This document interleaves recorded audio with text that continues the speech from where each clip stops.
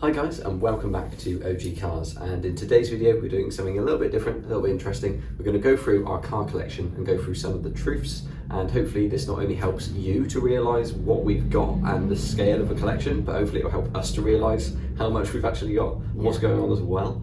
And we're starting in the top garage here, which is a little bit dusty and not quite where we want it to be. But hopefully in years to come you'll see this garage progress and it'll be like our best cars in here with the wall sorted, the roof sorted. Obviously it was replaced, but we want it to be nice and tidy, and the floor tidied that all up as well.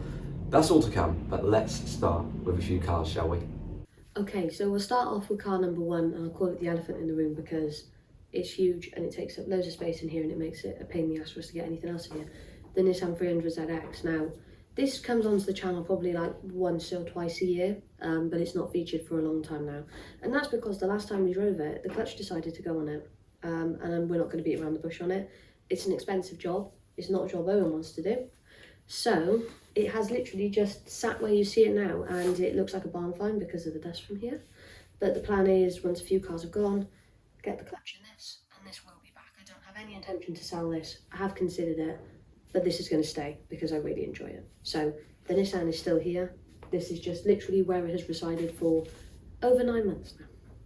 And then car number two is to the side of Owen, and that is our Skoda Fabric Forum estate. Now, we did a on selling this car, but we used it for Festival of the Unexceptional, and then Owen used it a little bit for work recently, and we just both really like it, so we have sort of decided it's going to stay for now. Obviously, this is one of the cars we pulled out of the barn in West Wales.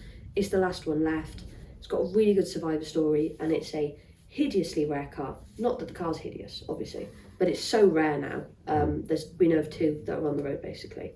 And we just love it. It's a good car, and the fact that we've done everything to it holds a little bit of a soft spot in our hearts. Obviously, when a car sits around, you're always going to go, ooh, maybe we'll sell that, and then we drive it again, and we're like, nah, it's not going anywhere. So the Favorite Estate is still here as well. Okay, so we're going to move on to car number three, and this one is one of mine. It's right at the back of the garage there, and it's been there for a little while. It's the Fiat Panda 4x4 right-hand drive in white, which we saved from the ULEZ expansion. Basically, a lovely couple have owned it for sort of like, they'd owned it for about 20 years. We did a video on this anyway, but we bought it from there because they weren't going to be paying ULEZ on it to drive it around. And it needs a little bit of love, so I have started doing a few bits on it, but ultimately it needs a fair bit more, and a full respray is definitely in order. I need to find a new interior for it as well, do a couple more mechanicals, get an MOT on it. There's a fair bit of work to do, but you'll see this car on the channel at some point soon, hopefully in a slightly better state as well. Okay, so car number four is just downstairs, and that is currently the Wartburg Knight. Obviously the car in the bottom garage is like the workshop garage, so it seems to change quite a lot, but the Wartburg has had quite a lot of issues this year because it's tried to go to Rustable. It broke down and had to get recovered back. It did exactly the same at the NEC, and I had to get recovered there with Sam, and then we got transported. No, actually I drove back, although it eats a bit of coolant now, so I think the head gasket or the pulley at the top, the bearing behind it, I think it's all leaking. So either way, I want to redo the head on that, so it's in the garage ready for a little bit of work, but at the moment, yeah, it's just sitting there waiting for some parts. And then we move outside to basically a lineup of my cars. So car number five is, of course, none other than Mr. P, the Renault Twingo. I don't really think I need to say a lot about this car. It's not going anywhere. I've just spent a loads of money on it. It's been fully restored.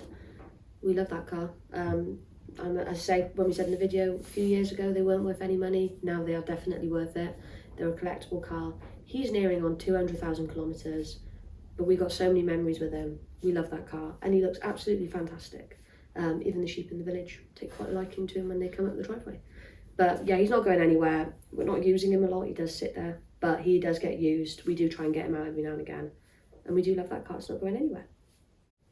And then car number six is Charmander, the Fiat Panda.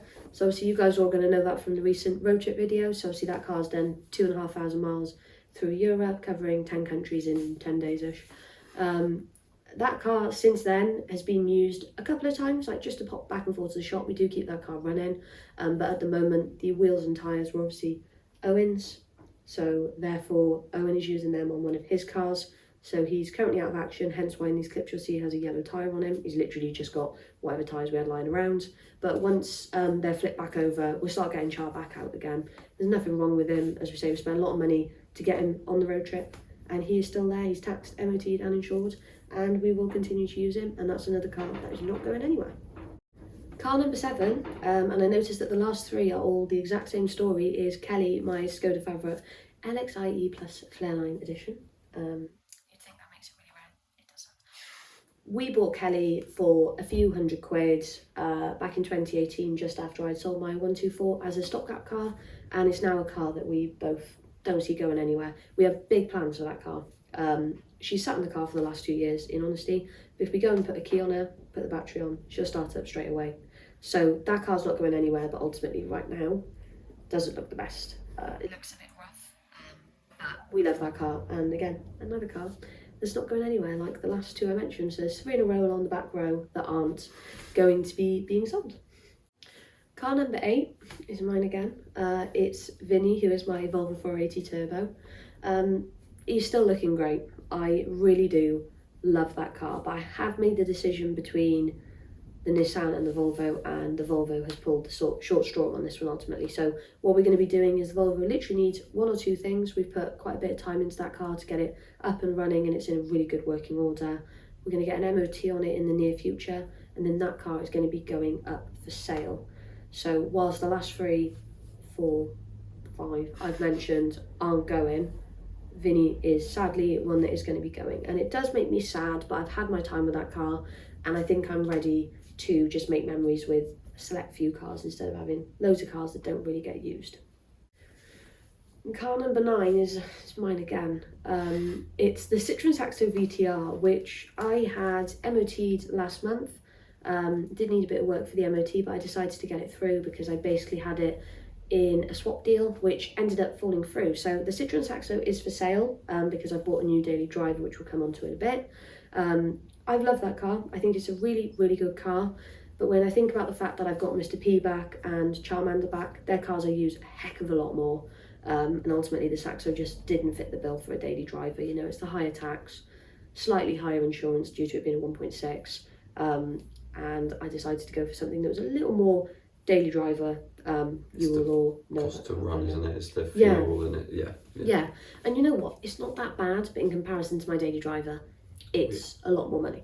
So therefore I've decided that cars like that, I'm quite happy to pay higher tax and higher fuel on, higher whatever running cost, blah, blah, blah, blah, blah. I don't want to keep chucking money at a car which probably isn't going to stay, whereas a car that's going to stay, I'm quite happy to chuck some money at. So the Saxo is for sale. If anyone wants it, please buy it, because it's been for sale for quite some time now. And it's a fantastic car. But yeah, the Saxo is another car that's going to be going as well. Yeah. So car number 10 is Jurassic Panda, and quite honestly I have abandoned Jurassic Panda for over a year and a half. It broke down literally the night we dropped off from Project Sisley to Dominic Cooper in London. Once it broke down, it had to get transported back because it was dark and it was Christmas Eve and it had no lights when you were accelerating, which isn't ideal, especially on the M4. So yeah, it got transported back. It's got a slight idling issue. I think it sort of hunts a little, doesn't it? And yeah, I think one of the wheel bearings is quite shot on it. So there's a few things I need to do on it. It's been parked up so long, I think half of the paint needs doing again, which is actually not ideal at all. And I do plan to fix it all up, but I've got so many other things I want to actually like finish and get gone. And there's a few projects that I actually want to finish and then sell, so that I have the money to do up some of my other stuff I want to keep. And then obviously I can keep those cars and move them here. So it's one of those things, I will get around to it. But at the moment, he's looking a little bit sad, and that makes me a little bit sad too. So we're going to go on to car number 11, which is actually a van. And it's currently slightly dismantled because it's decided to break a little bit. I'm actually going to do a little video on some of the things I've done to it and some of the things that are broken and how I fixed it. So don't worry about those particular bits, but it is the Seat Terra, which I did take to Fiat and friends. I did use as a daily for a while, but I have actually bought a new daily myself. So the van will be coming up for sale shortly. So if anyone's interested, plug your interest in now, because it will be going up on a listing semi-shortly anyway. Okay, so we're on car number 12 now.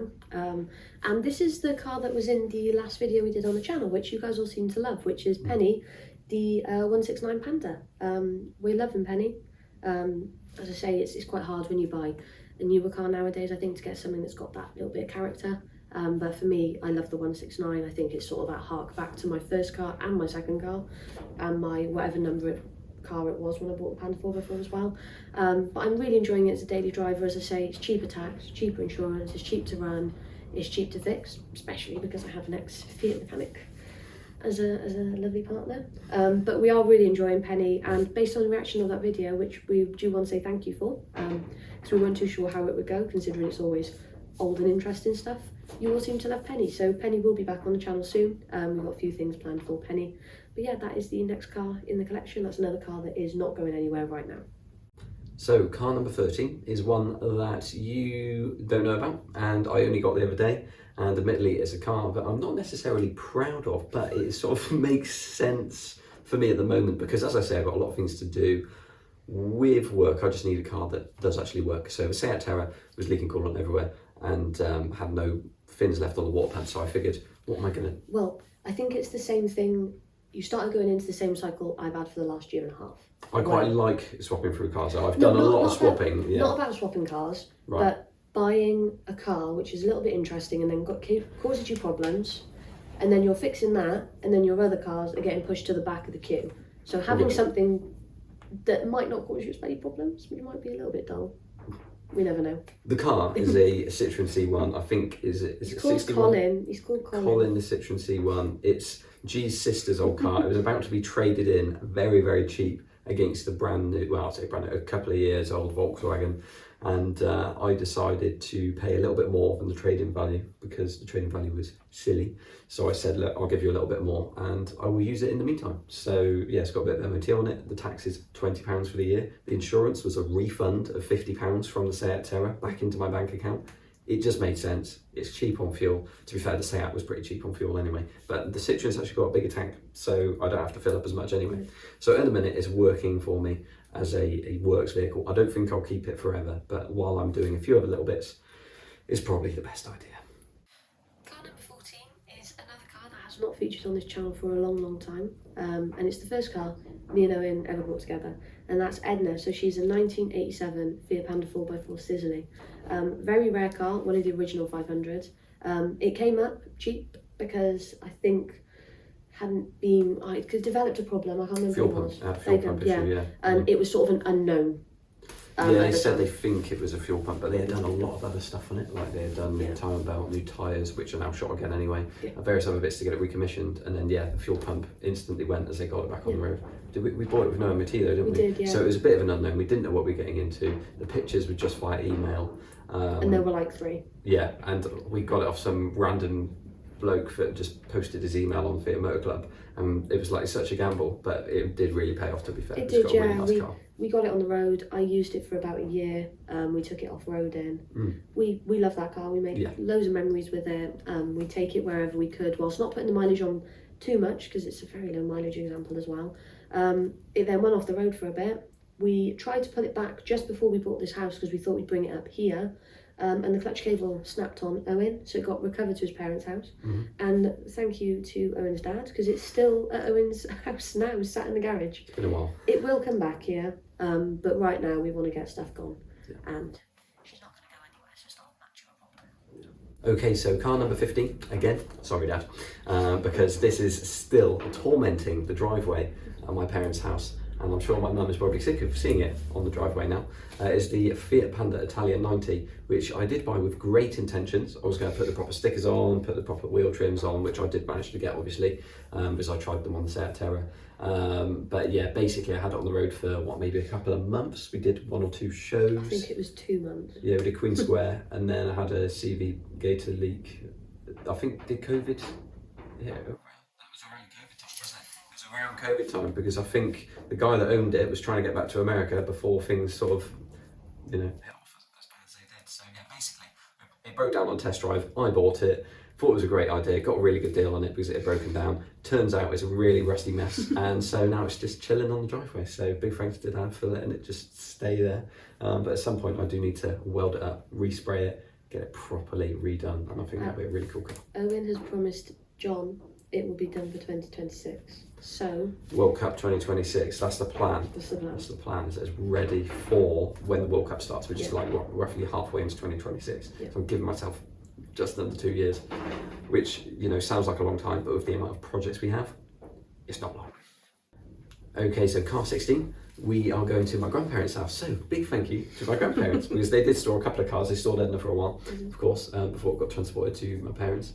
But yes, car number 16 is my Fiat Panda Fizz, my very first car, which is Pandino 1993. And honestly, it was a joy to use. I used it for a fair few years, to be fair, and you know, even 2 or 3 years ago we did get it MOT'd and take it to a show, but I haven't used it much in the last couple of years, and it really does deserve to get out a bit more. So our plan is to go and fix up a couple of little things on it which have sort of like deteriorated over time, like the rear back box fell off last time it was driven, for example, so which was quite funny, but yeah, ultimately need sorting for the next MOT. So I just need to go down to my grandparents at some point, sort a couple of bits, get it to an MOT, and then get it back here. And to be fair, I think I'd like that to be my daily driver again, because I did really enjoy it as a daily.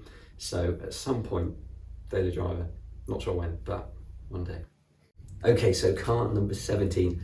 Sorry, Ed, but also big thank you to Ed, because Ed's farm has carried a lot of our cars over the years. A lot. A lot of our cars. At one time, I think we had about 10 cars there. Yeah, sorry, Ed.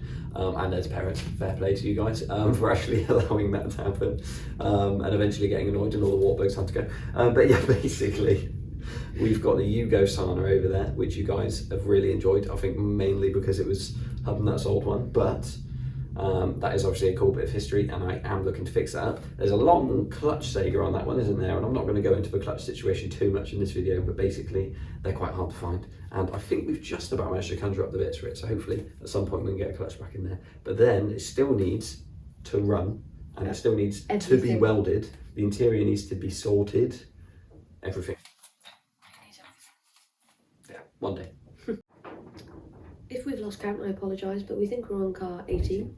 And that is my 1988 Fiat Panda 1000CL. Now, anyone who knows me, that's the first classic car I ever bought, and I sold it too cheap, but at the time they weren't worth anything, and then I had the opportunity to buy it back. Basically, this is, if I was to give you an interpretation of how rubbish I am with money, it's this car, because I bought it for this, sold it for this, and then I bought it for slightly more than I sold it for. Cheaper than the storage costs, though. To 100%. Because ultimately it was parked on the road.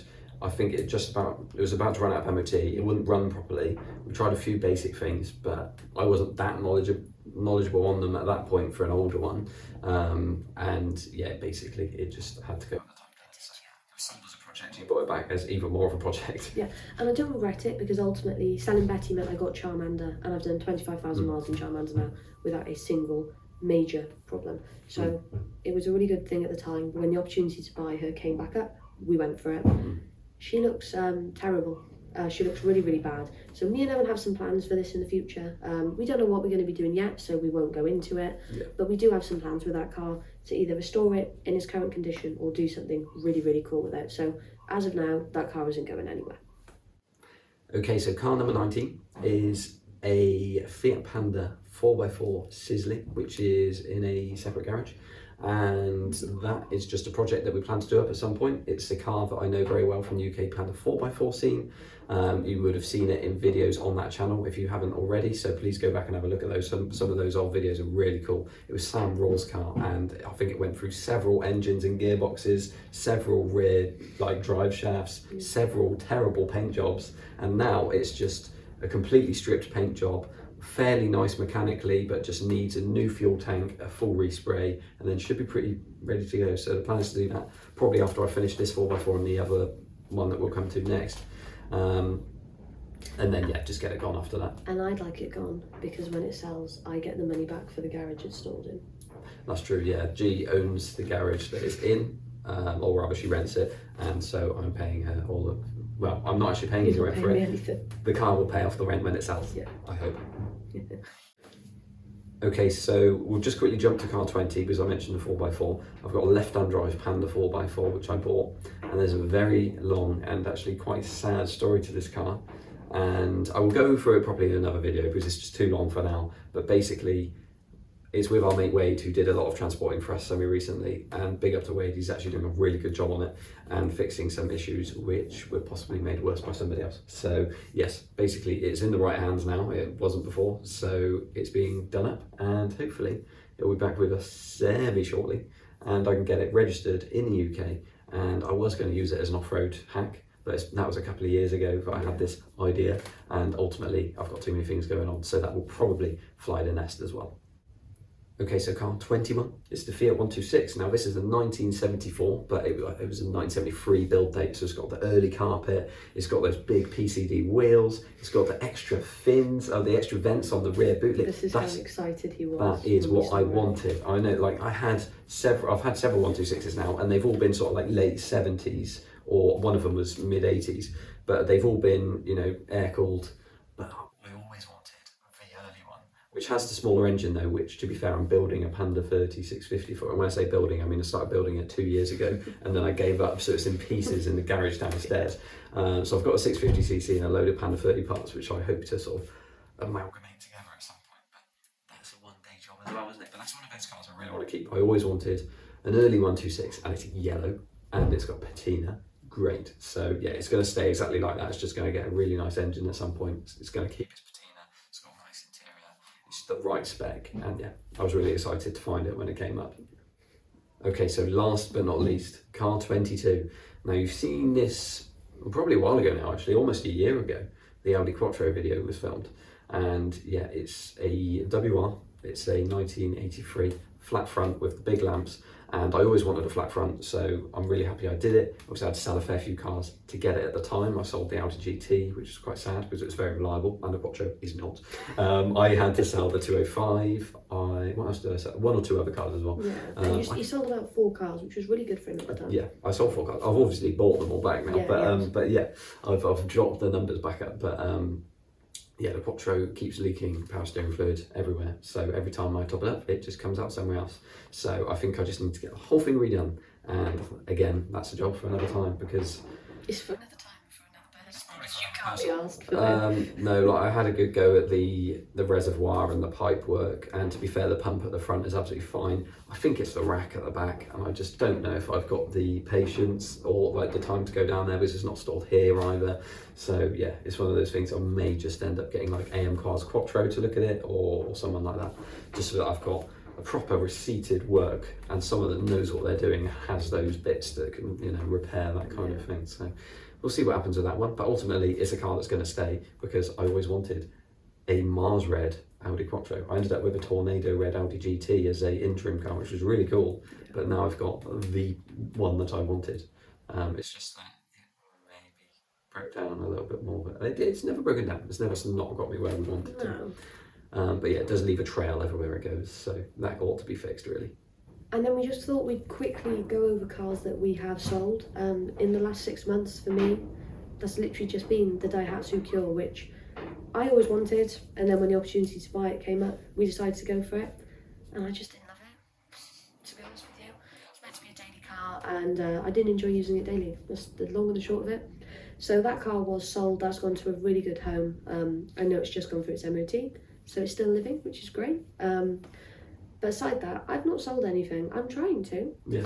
But the market's not very good at the moment. So for me, in the last 6 months, I have sold 1. I've just lied. I've sold 2. I also sold my favourite Forum hatchback, to our good friend Simon, which was next to my Forum estate at Photo. So 2 cars I've sold in the last 6 months. Okay, so I've sold a few, and if I miss any, I do apologise. So I had the Citroen AX, and I ended up selling that when I got the Saab 9 free, which is one we saved from scrap, and that one ended up being sold as well, because it wasn't really my thing, but it's still cool to save. Didn't want to see it die, so yeah, we saved that. It was G's granddad's car, and that's now, I was going to say with a good home, but it's actually sitting up a little bit at the minute. Yeah. But either way, it's living on at the moment, so that's fine. And we got more than we wanted for it, so that's fair enough. And then after that, I had the Seicento Michael Schumacher, which I wasn't meant to buy at all, but I was offered it by someone on the channel. Big thanks to them for doing so, because it was a really cool car, and we fixed it up, and I sold it to Riley, who managed to find a really good home for it after, and he made, you know, it looked amazing after. He made it look really good. He made it look really good, and got, rightfully so, a pretty penny for it as well, because it really was one of the best Michael Schumachers that you could have got. Like, it was rust free and everything, so that's perfect. And the other car which you guys are probably most interested in it's the orange Warburg.